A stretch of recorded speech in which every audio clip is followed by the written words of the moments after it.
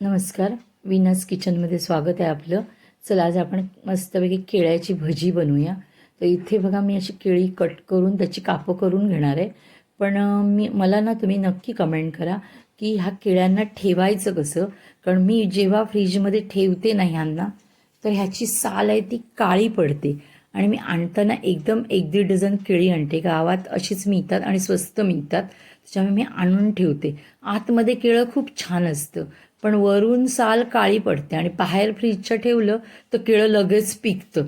आणि मला कळतच नाही की ह्यांना ठेवायचं कसं. ते भाजी ट्रेमध्ये ठेवलं तरीसुद्धा तसंच होतं, काळपटच साल पडतं वरून. तुमच्याकडे काय आयडियाज असतील तर मला नक्की कमेंट करा.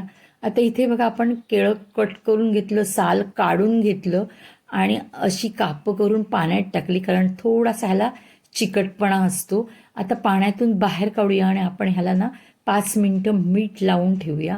तर मी 5 मिनटं इथे मीठ लावून ठेवलं आहे. तसंच बटाट्याला सुद्धा मीठ लावून ठेवायचं, जसं आपण कांद्याच्या भजीला ठेवतो तसंच. कारण बॅटरमध्ये जेव्हा आपण मीठ टाकतो ना, तेव्हा हे आतमध्ये जे हे असतं, कापं असू देत किंवा बटाट्याची कापं असू देत, त्याला लागत नाही. मग ती जरा थोडीशी बेचव लागतात. आता आपण इथे ना बॅटर तयार करतोय बघा. हा बेसनमध्ये मी हळद टाकली आहे, त्याच्यानंतर 1 चमचा तांदळाचं पीठ, ओवा टाकला आणि चवीपुरतं मीठ टाकलं. ह्याच्यात तुम्ही आलं लसूण पेस्ट पण टाकू शकता, ओली मिरचीची, किंवा नुसती ओली मिरची आणि लसूण पण टाकू शकता. तर तुम्हाला जे आवडेल ते तुम्ही टाका. लाल तिखट टाकलं तरी चालते. थोडासा हिंग मी ह्याच्यात टाकला आहे, पण तो कुठेतरी मिस झाला आहे, तो आठवणीने तुम्ही टाका. कोथिंबीर टाकली आहे थोडीशी कट करून मी. तर तुम्हाला जे आवडेल ते एक्स्ट्राचं तुम्ही टाका. जे मला पाहिजे होतं तेवढं मी टाकलं आहे ह्याच्यामध्ये.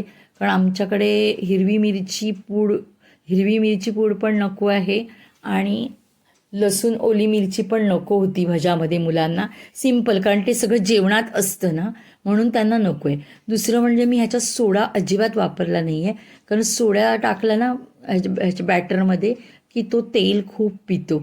त्याच्यामुळे एक्स्ट्राचं तेल आपल्या पोटात जातं, फक्त जाळी येते. तर मला ते नको होतं. तुम्हाला पाहिजे असेल तर तो सोडा पण तुम्ही टाकू शकता, पण कशाला टाकायचं. कारण तेल तर एकदम एवढी तेलं हानिकारक आहेत की काय बोलूच नकात म्हणेन मी. कारण एवढं एक्स्ट्राचं तेल पिण्यात किंवा खाण्यात काही अर्थच नाही आहे. कमी तेलातलेच पदार्थ खायचेत. त्याच्यामुळे काही चवीमध्ये फरक पडत नाही, काय नाही. भजीसुद्धा बघा खूप छान अशी फुलली आहेत आणि फुगली आहेत आणि कुरकुरीत पण बनली आहेत. त्याच्यामुळे मी सोडा तर वापरतच नाही. तुम्हाला पाहिजे असेल तर तुम्ही वापरू शकता. तांदळाच्या पिठाने कुरकुरीतपणा खूप चांगला येतो.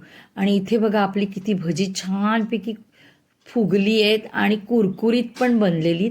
तर अशी तुम्ही भजी नक्की बनवा आणि मुलांना द्या. बघा खूप आवडीने खातील मुलं. इथे तुम्ही जर माझ्या चॅनेलवर नवीन असाल तर माझ्या चॅनेलला एक लाईक आणि सबस्क्राईब करायला विसरू नका. तर इथे अशी आपली बघा केळ्याची भजी मस्तपैकी तयार झालेली आहेत. तर आपण आता एका टिश्यू पेपरवर काढून घेऊया. पहिलं आधी तेल पूर्ण असं गाळून घ्यायचं, लगेचच काढायची नाहीत, कारण मग त्याच्यात कुठेतरी तेल राहतं अडकून. तर इथे अशी आपली केळ्याची भजी तयार.